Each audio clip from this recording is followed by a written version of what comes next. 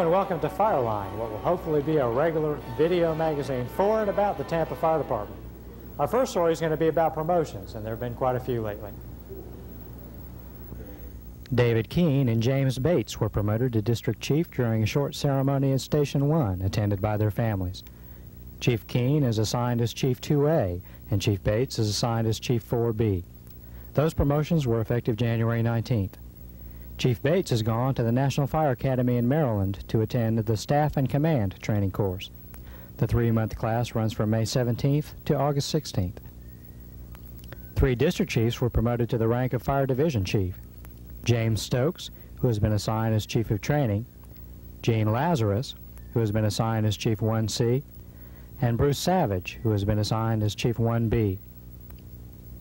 Van Day was promoted to District Chief of Hazardous Materials. Tommy White was promoted to Supervisor of Investigations.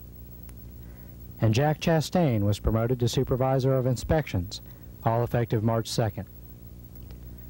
Peter Bodo was promoted to District Chief effective May 4th and assigned as Chief 2C. And William Singleton was promoted to District Chief effective May 18th and assigned as Chief 3C. The Tampa Fire Department has taken delivery of some new equipment recently. An Oshkosh P-19 Crash Fire Rescue Vehicle has replaced Crash 1. The 4-wheel drive truck will accelerate from 0 to 50 in 25 seconds with a top speed of 65 miles per hour to reach the midpoint of the furthest runway in the required 3 minutes. During the unannounced FAA test on May 13th, Crash 1 responded to that point in 1 minute 35 seconds. It has a capacity to carry 1,000 gallons of water, 130 gallons of ARFF, will move 500 GPM from the roof turret, 250 GPM from the bumper turret, and has 2 60 GPM hand lines. The truck also carries 500 pounds of Halon 1211. We have also taken delivery of 3 Seagrave pumpers. The trucks feature 1250 GPM Watrous pumps, a 40-gallon inline foam tank, 500-gallon booster tank, and 1,000 GPM deck gun. Other features include cushion jump seats for recessed mounting of air packs, an air pack mounted in the front seat for the captain's use, sliding canopy windows for the jump seat areas, and telescoping floodlights. These trucks have been assigned as Engine 1, Engine 3, and Engine 7. Price tag, $145,000 each. The new EMS Skills Lab is now open. Located on the 2nd floor of Supply Division, the lab will be used for teaching and practicing skills at the first responder, EMT, and paramedic levels. Rick Wyke has been assigned as EMS Training Officer. We hope to teach EMTs up here, possibly paramedic classes in the future. We're going to maintain first responder skills, EMT skills, and paramedic skills by use of hands-on and classroom technique. We're going to be teaching mostly to the EMTs and first responders basic first aid and some advanced first aid. To the EMTs, they'll be receiving advanced first aid such as the KED, the hair traction probably, the mask trousers. To the paramedics, we'll be getting into all the ACLS techniques, IVs, endotracheal intubation, EKGs, and drug therapy.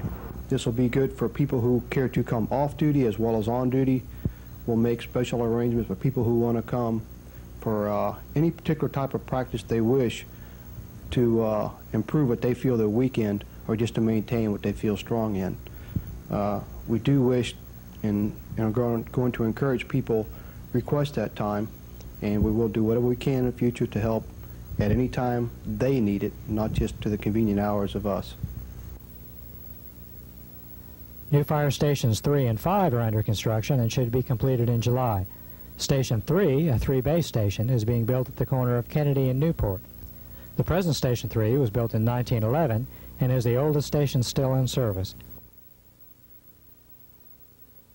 Station 5 will be a 2-base station at the corner of Central and Virginia. The present Station 5 was built in 1925. Station 20 will be added in the annexed area, with construction expected to begin before the end of the year. Engine 31 went into service on March 31st. With a 6-man crew, Engine 31 is responding to all high-rise fires, second alarms, fires involving buses, gasoline trucks, ships, LP gas, aircraft, high-level rescue, heavy-duty rescue, and extrication. Engine 31 will eventually be a 2-unit company with a nurse truck to carry extra equipment. In addition, Rescue 7 will receive special training in toxicology and run as a support unit on hazardous materials incidents. The Tampa Police Department Bomb Squad assisted with a training burn recently by demonstrating the effects of certain chemical reactions that are used by arsonists. This fire was accelerated with gasoline and acetylene, ignited remotely with an electrical device.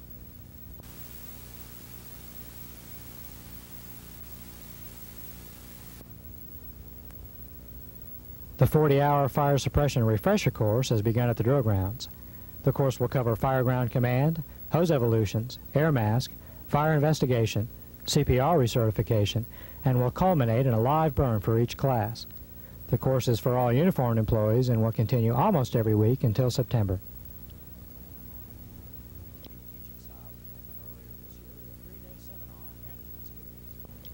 Carl Holmes brought his unique teaching style to Tampa earlier this year with a 3-day seminar on management skills. Fire service is the way we've been trained or exposed to think. And that stifles our ability to get a lot of things done, you know. And the system is responsible for us thinking like that. Because we have built into our heads, and we've been taught by a bunch of old traditionalists who influenced our thinking into thinking about the fire service as being totally separate cells of which none twain shall meet. You know. Now that it spells, quote, disaster. And then these things became very sacred turfs. Very sacred turfs. Because everybody saw that if he starts getting involved in this, that's going to demean or diminish my overall power in the system, or net worth in the system. Now, we fell back into that protectionist line of thinking. And so that our areas of responsibility were very clearly cut. You know, don't you mess with that, you know, I'm in combat, you know. Come out here and tell me what to do. And the guys in prevention is over there saying, you know, don't you mess with this, you know, I investigate fires, you know. You ain't smart enough to do that, you know. Mr. Holmes will be back for another class later this year. Engine 11C assisted the Tampa Police Department in Channel 44 in January when they and students from Twin Lakes Elementary School starred in a music video dealing with arson.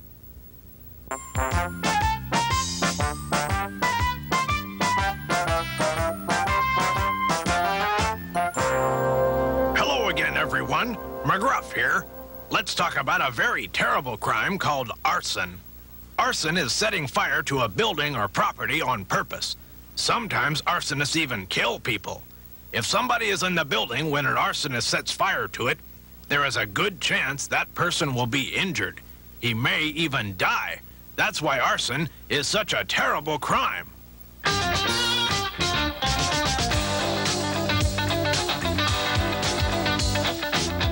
everybody, listen to what I say. You better get this message in your head.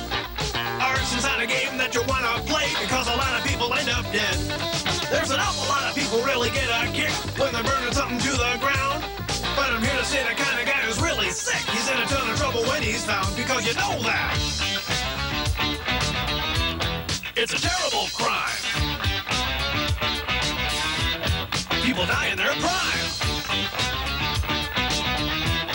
Arson's really insane. It's a dangerous brain.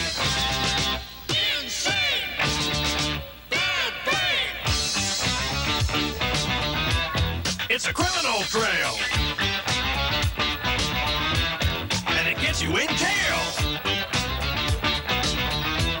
Listen, arson is wrong.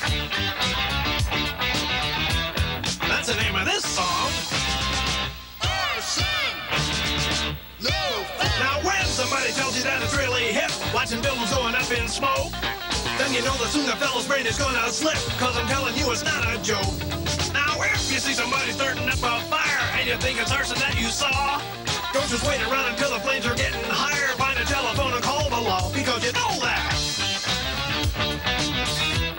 It's It's a terrible crime.